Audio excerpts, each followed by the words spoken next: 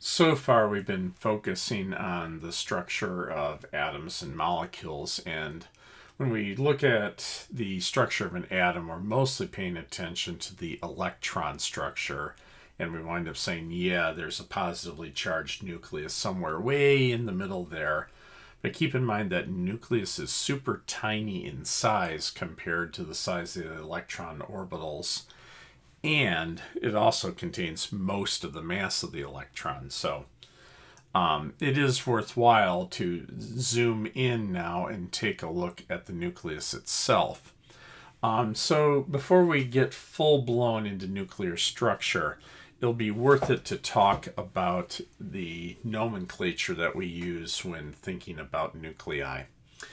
So here I'm going to write an X, and this is just the chemical symbol that you'll find in the periodic table for whatever element we're interested in. So if it's iron, you'd write Fe, for instance. If it's hydrogen, you'd write H. I think you get the idea. And then in front, as a pre-superscript and a pre-subscript, we write two numbers. A here, the pre-superscript, is called the mass number.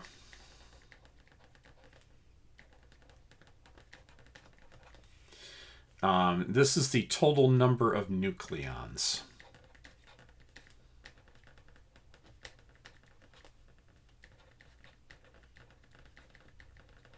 And a nucleon is a generic way of referring to either protons or neutrons. And Z is the symbol for the atomic number.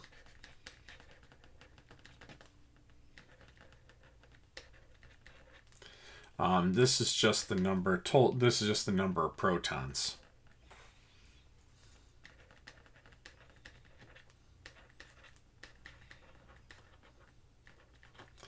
There's also, but you don't write it in the symbol, N, which is the neutron number.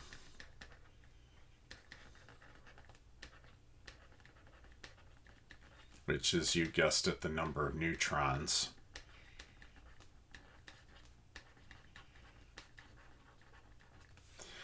And it'll work out that the mass number will always be equal to Z plus N. All right. So just to give an example of how I might write this, say if we were looking at the nickel 58 isotope,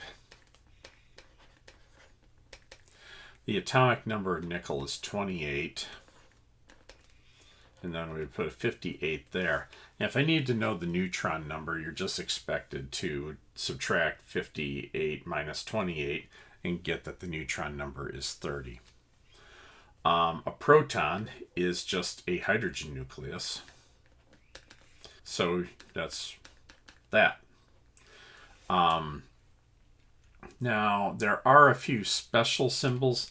These aren't technically nuclei of anything, because a lone neutron, for instance, can't be the nucleus of an atom.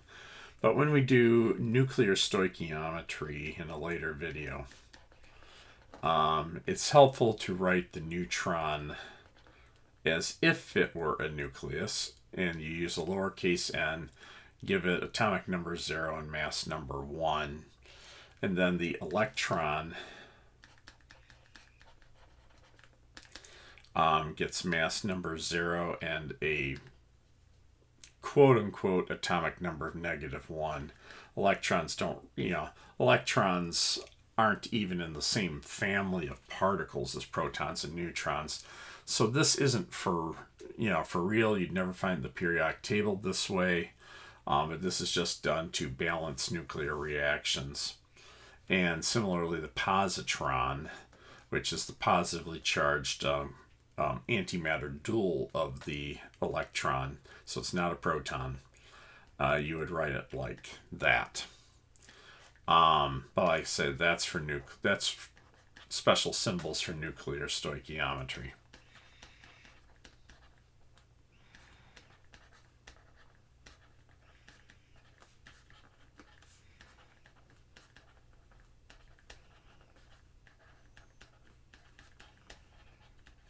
All right.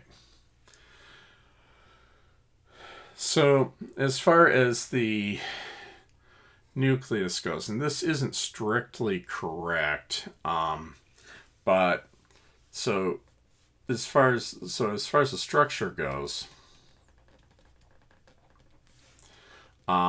if we look at an atom here, the electron cloud will be on the order of about 10 to the negative 10 meters across. And the nucleus right there is on the order of 10 to the negative 14 meters across.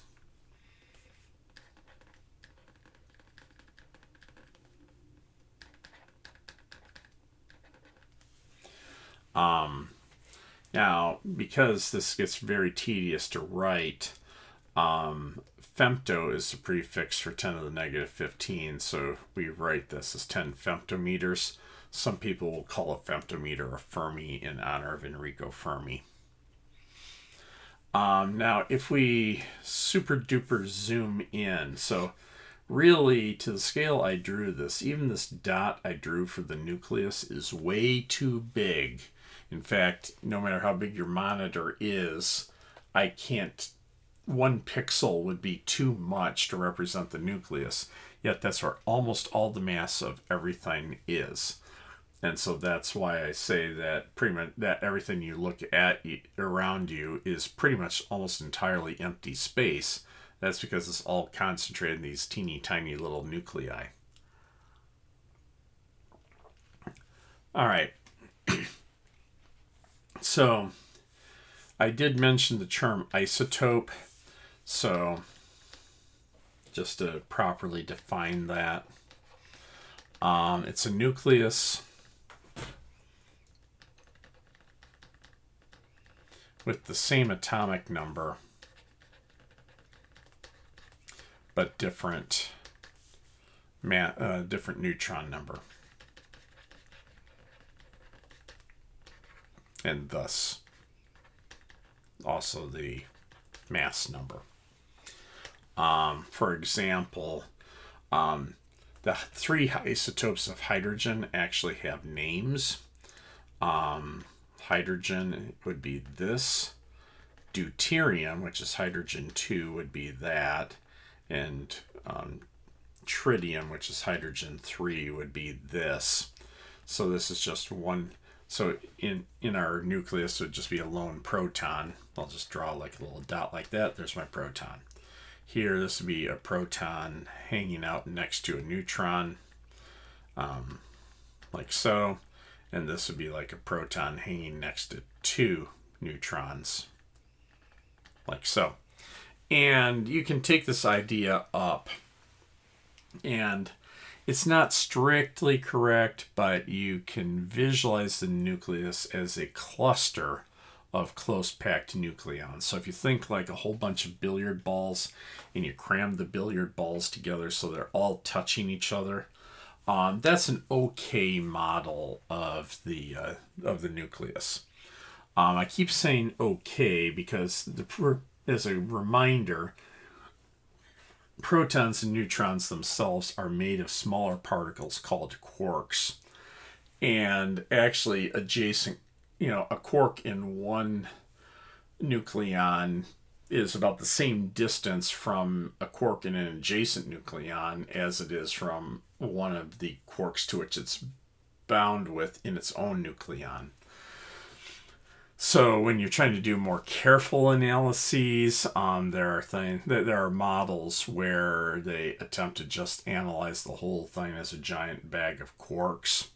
But because of how everything's bound together, at first pass and more than good enough for a lot of stuff, we can just imagine it as protons and neutrons being distinct things that are close packed together. So then that means that the charge of our nucleus will be, since you have the atomic number worth of protons, will be plus Ze. The mass will be approximately, and we'll get into a little later why it's approximately, the mass number worth of atomic mass units. That's just a lowercase u. A lot of people write AMU, but the official symbol is just a lowercase u. An atomic mass unit is just a special unit of mass for the really small.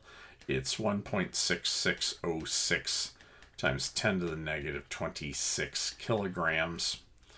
And that, if we write it in MeVs, that'd be 931.49 million electron volts, or mega eV, per speed of light squared.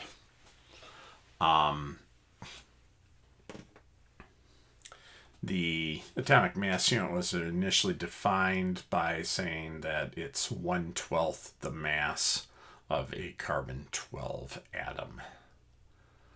Okay. Now, as I mentioned this, a question that you should be asking yourself is, okay, let's look at some nucleus here. So I've got a whole bunch of protons and neutrons all just sitting close packed next to each other. I'll just draw a few. Call it good. All right. So, the first question here is, why doesn't this blow up?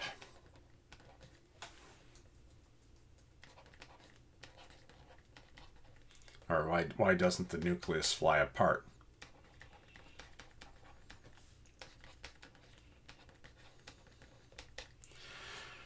And because if you think about it, every proton is repelling each other.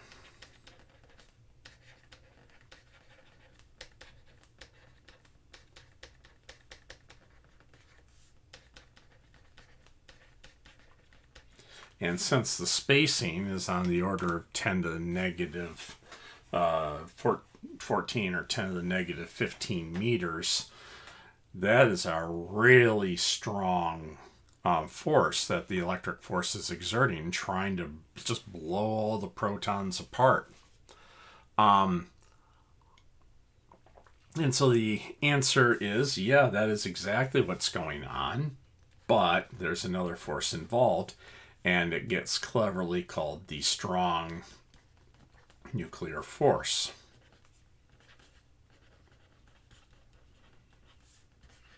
Since the force needs to be strong to hold it together, and it is a force within the nucleus, it gets called the strong nuclear force. Yeah, physicists get really clever naming things sometimes. There's also a weak nuclear force that regulates certain kinds of decays, among other things. That will be a subject for later. But for now, we'll just focus on the strong nuclear force that's holding it together. So, the way I like to think about it is, it's really not bad to just think about it as a spring that connects, say, two protons, or it actually just attracts the nucleons. A proton and a neutron, or a neutron and a neutron. Now, technically, it's actually attracting together the quarks that make these things up, and also between adjacent nucleons. But for now, this is good enough for us to deal with, and historically, this is how it was developed. And the string analogy is actually very proper. The force actually is proportional to separation.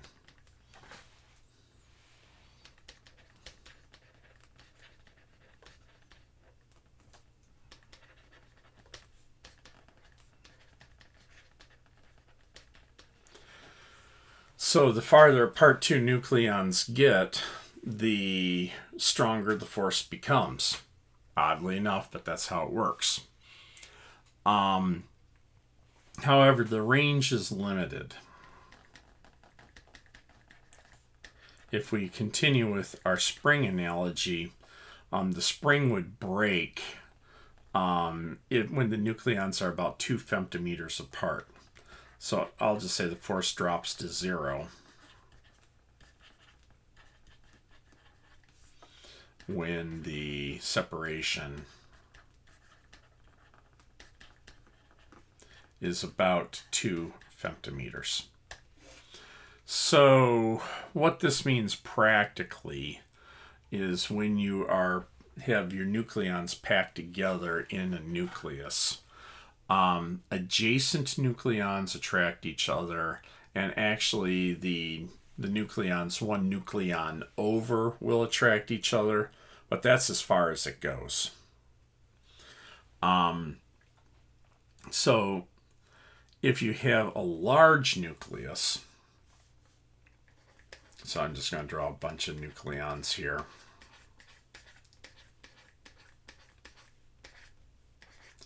Let's look at, say, this proton here and this proton here. They repel each other via the electric force.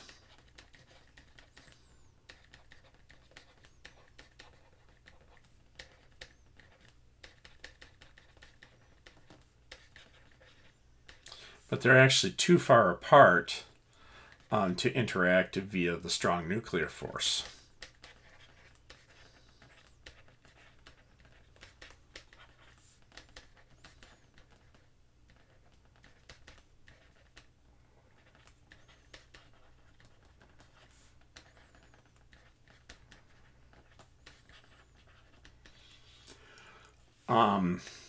So the way this gets held together is, for instance, this proton, and maybe this is a proton or a neutron over here, doesn't matter. These two will interact via, let's pick a different color. These two will interact via the strong nuclear force, and these will, but like that's too far. But then, it's kind of like these are all sort of holding hands, if you will. And so all the nucleons are busy, effectively like holding hands with each other, not just with their immediate neighbors, but somehow they can also get another set of hands and reach to the neighbors one over from there. But they're holding hands together, and this collective holding hands is what keeps the nucleus held together, despite all the protons trying to repel each other. Now, the thing is that the more protons you get, as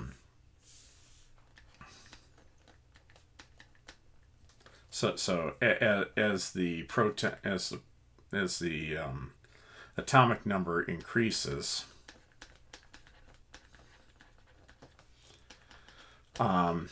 and the neutron number has to increase more rapidly.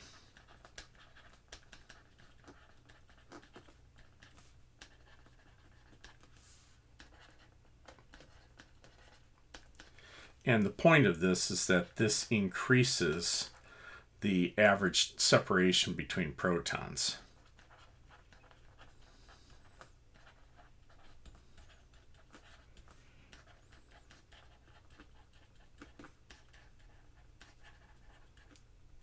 So effectively, this is diluting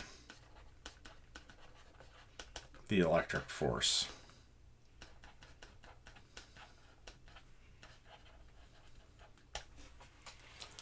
So if you make a plot of all the stable nuclei, the usual plot is that you will plot neutron number here, and we'll plot atomic number or proton number here.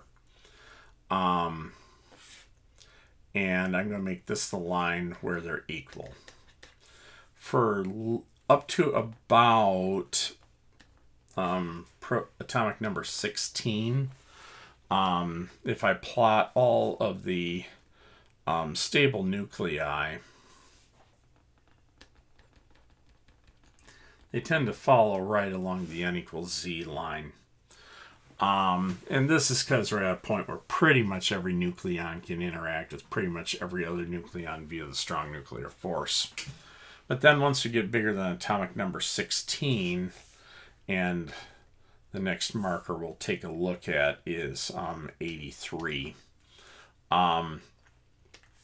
then this is where we start to curve off of the line,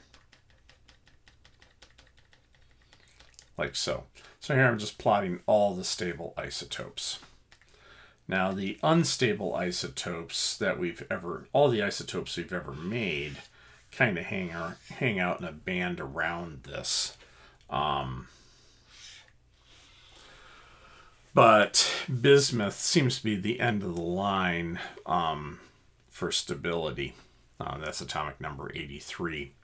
Now, that being said, and this is just bleeding edge speculation here, a lot of very careful nuclear calculations predict that at really high atomic number, there might be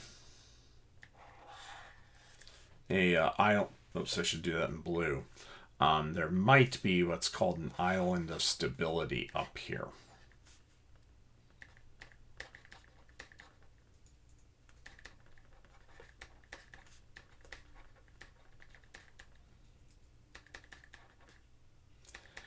This is a theoretical prediction.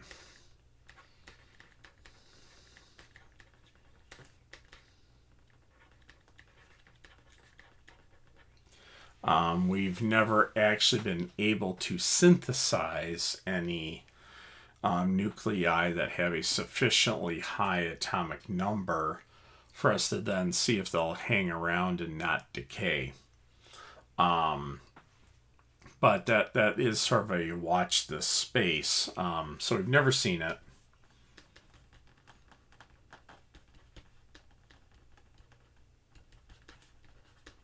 But we're trying to get there.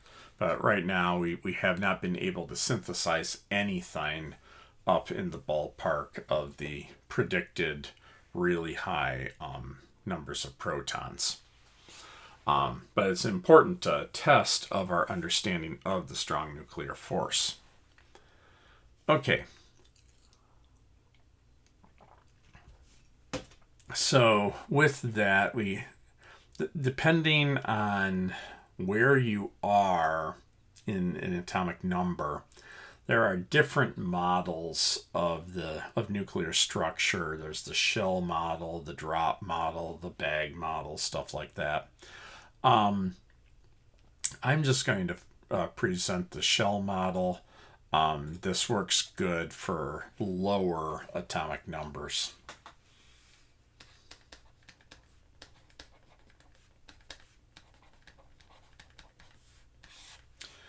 So in the shell model, it riffs off of what we were doing with electron shells in an atom, but the idea is that somehow the nucleons themselves live in shells. So again, we'll set the ionization limit here at 0, but now our energy levels are going to be measured in mega eV, or millions of electron volts. And say maybe a typical number here will be like minus 50 MeV down here. So maybe, and then what we'll have is that because protons and neutrons are different particles, we'll have a set of shells for the neutrons and a set of shells for the protons. Now, this here I'm going to be doing for low atomic number nuclei, and we'll see how it differs for larger atomic numbers. So for low atomic number nuclei, so we'll have a neutron, a set of energy levels for neutrons, and another one for protons. And so for low atomic numbers, the energy levels are roughly the same. And in the n equals 1 state, I can stick 2 protons into the proton shell and 2 neutrons into the neutron shell. Then at higher energy here, this would say be n equals 2. And then we can do n equals 3. And here I can have 4 nucleons, and then here I can have 2 nucleons again. Now, because the energy levels are millions of eV apart, for Hun, we can do a nuclear Hund's rule. But here, we say that nucleons prefer to spin pair. So electrons try to avoid spin pairing if they can. Nucleons prefer to spin pair.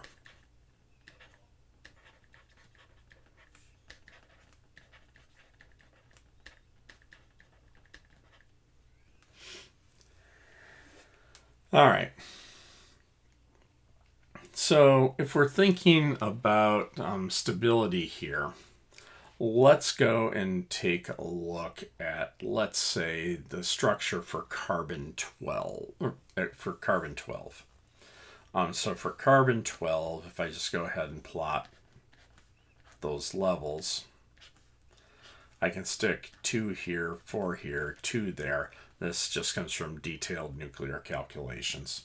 This is my neutron shell. That's my proton shell. Now, carbon 12, so atomic number 6. So 6 protons and 6 neutrons. So if I am putting in my neutrons, I will stick 2 neutrons into the first level, and I will preferentially spin pair them. And then 1, 2, 3, 4, filling this subshell. And those will be spin paired out as well. And so that will be a closed these will be both closed nuclear shells. For the protons, will be the same deal. I can stick 2 here, spin paired, and 4 there, spin paired. And that'll be a closed nuclear shell. All right, now let's go and take a look. Instead of carbon 12, let's go look at boron 12. So boron has atomic number 5. So same energy level diagram. But the deal here now is that I have 7 neutrons and 5 protons. So for my protons, I'll get something like this. That'll be spin paired, and I'll have just one lone one sitting over there. And for my neutrons, again, this will be paired out. That'll be paired out. That'll be paired out. That's 6. Now I need to park one more up here. And the thing is that this is a overall, this is a higher energy state. What boron would love to do is it would love it if it could somehow turn this neutron into a proton, because then we could stick it down there.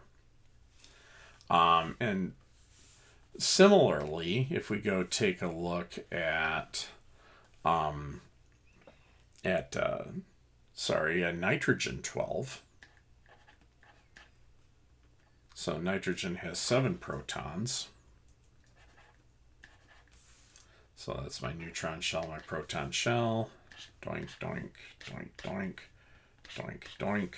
Neutron shells, my proton shells. So for nitrogen, it's sort of the reverse situation. I'll have spin paired neutrons there, spin paired neutron there, and unpaired one there.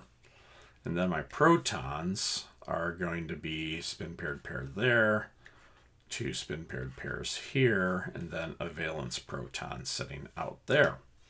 And what it would love to be able to do, because this is a higher energy state, so it would lower the energy of this a lot if it could somehow turn this proton into a neutron, because then it could park it out over there. And so it turns out that both of these are actually unstable because there actually is a mechanism by which this can happen. More on this later, but it turns out that the weak nuclear force can do just what we need.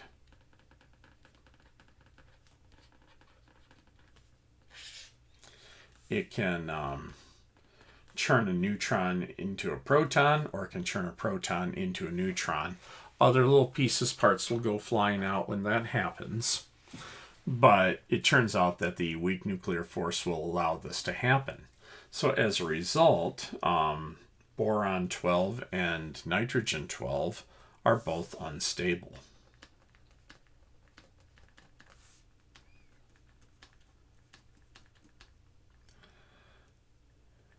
And carbon 12 is stable.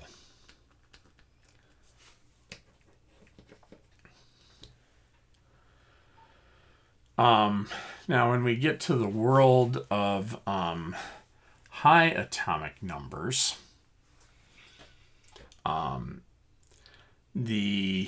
so now we are talking about high atomic numbers.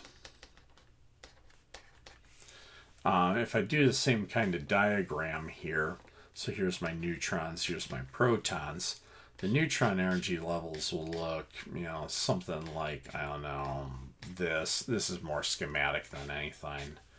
But the proton levels will start much higher. So why would that be? Pause the video and get back with me.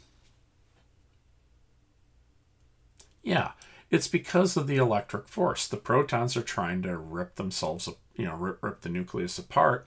And so it turns out that the potential energy of the protons is not just the strong nuclear potential energy, but we also have to factor in the electric potential energy. And so that raises this overall. So again, we want ideally to have a stable nucleus. We want to fill to our energy levels to the same height. So maybe like this, for instance. Or, well, that's a bad example. We want to fill to the same height.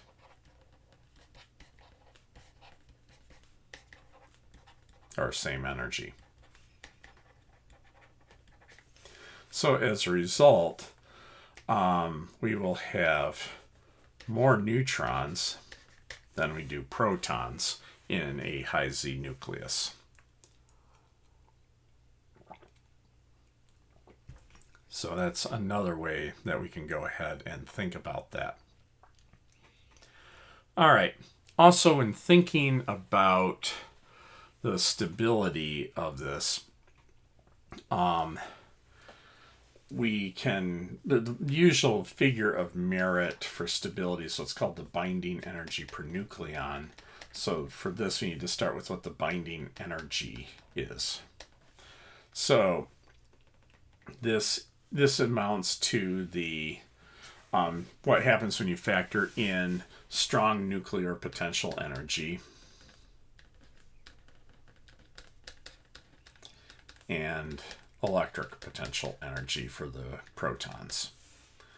Now the thing is that by E equals mc squared, if this is stable, this is going to be a negative number.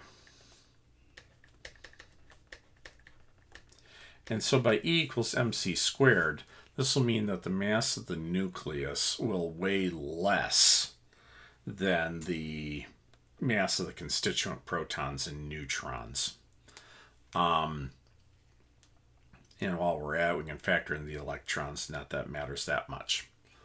And the same kind of thing happens at the atomic energy levels, but we don't make a big deal about it. So again, if you've run across some chemistry teacher who said that, that matter can neither be created nor destroyed, it actually turns out that when you have a chemical reaction, the mass of if it's an exothermic reaction, spontaneous reaction, the mass of the products is actually less than the mass of the reactants. However, it's by such a small amount that nobody is going to be able to build a scale anytime soon that would be able to detect that teeny tiny little difference. And we're talking like you can take an enormous, you can take an enormous battery pack like the kind in electric cars, and the difference in mass between a fully charged and a fully discharged battery pack that will weigh literally a ton will be the mass of a couple of hydrogen atoms, three hydrogen atoms. So it's really a small change, so that's why in chemical treatments you neglect it. But in nuclear treatments, the strong nuclear force is so much bigger, and even our considerations about the electric potential energy are so much greater because of the small distances involved, that it does actually show up as a very noticeable difference in mass. So the way we can work it out here is the binding energy will be, and usually you go, since you're looking at atoms flying out, you go ahead and say, okay, we'll take into account the electrons orbiting around. Why not?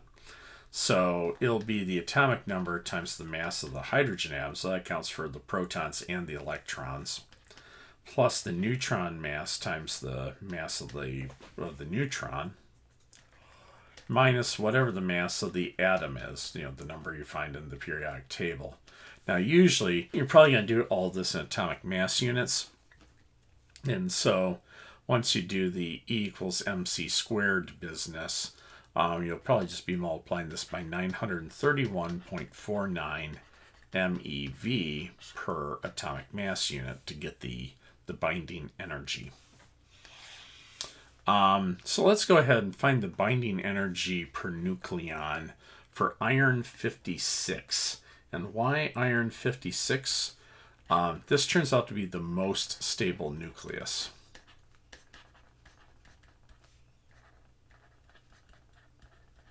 So nuclear reactions run spontaneously in the direction of making iron 56. So if the reactants have are smaller than iron 56, the products will be closer to being iron 56 or be more massive.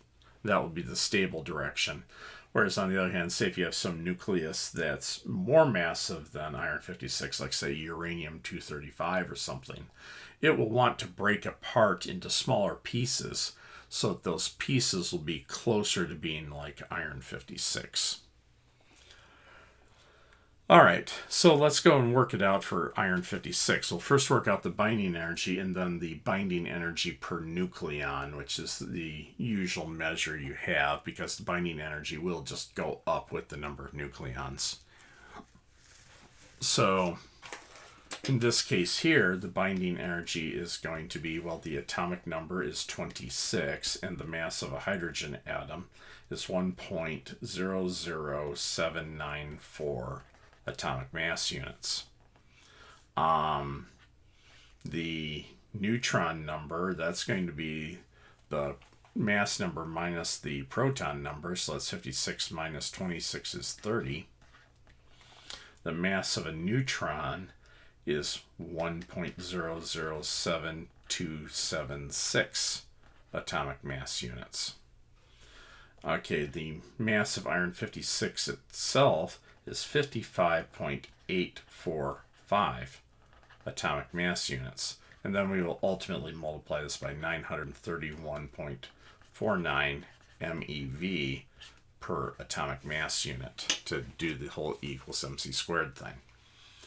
All right, so just to first work this out to show that this is a noticeable change, just working out this bit right here in the parentheses turns out to be 0.57972 atomic mass units.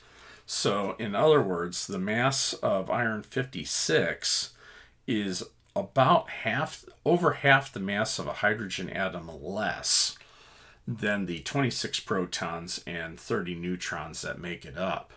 That is actually measurable, very, very, very readily measurable, in fact. And so it's a big deal in nuclear reactions. Again, like I say, in chemical reactions, the electric force binding energies are so small that you can get away with neglecting them. But here you can't. So this works out to be 540 million EV. So that's the combined strong nuclear and electric potential energies. Strong nuclear trying to hold it together, electric trying to rip it apart, so it's a cancellation.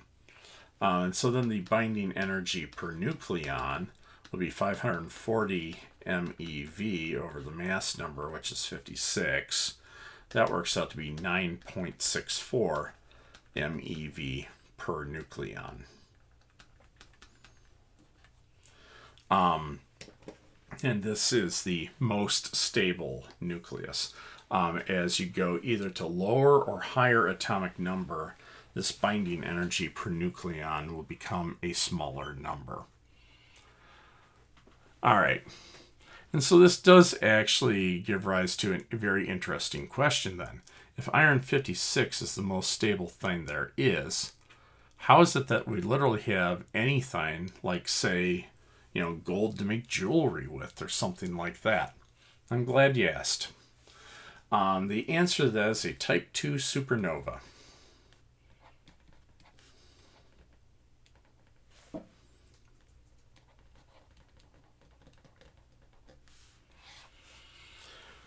So it turns out that as stars go along, they get powered by nuclear fusion. And you get this onion layer effect where you have lighter and lighter nuclei going away from the center. And in a big enough star, not the star that we're orbiting, we'll never get to that point. But if you have a sufficiently large star, you can get to the point where you make a core of iron. Now the issue is that everything here by gravity is compressing together, and but the problem is that we can't ignite any further fusion reactions with iron, because iron's saying, hey, I'm the most stable thing there is, I don't feel like it. And so eventually this iron core gets bigger and bigger, but we don't have any reactions running. And then eventually it undergoes a gravitational collapse. When it does, via the weak nuclear force, basically all the protons and all the electrons that are in here combine to become neutrons. And combined with the neutrons you already have, you have a giant pile of neutrons in the core.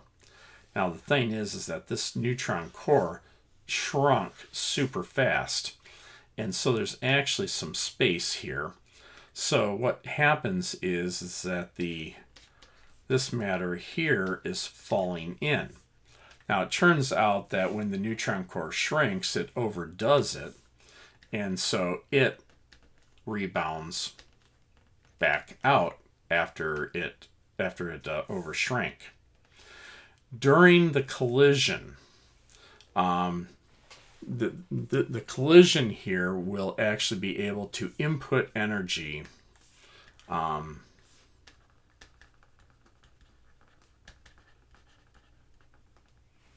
inputs energy to run endothermic nuclear reactions.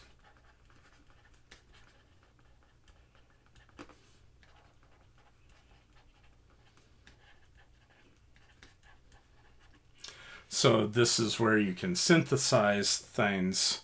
So here, everything here in the progenitor star, the atomic number is less than or equal to 26. But this will make stuff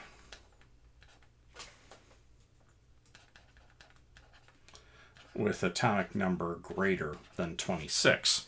So, for instance, gold, atomic number 79, near as we understand it, all the gold you ever ran into is due to this collision between the rebounding nuclear core of a dying very large star.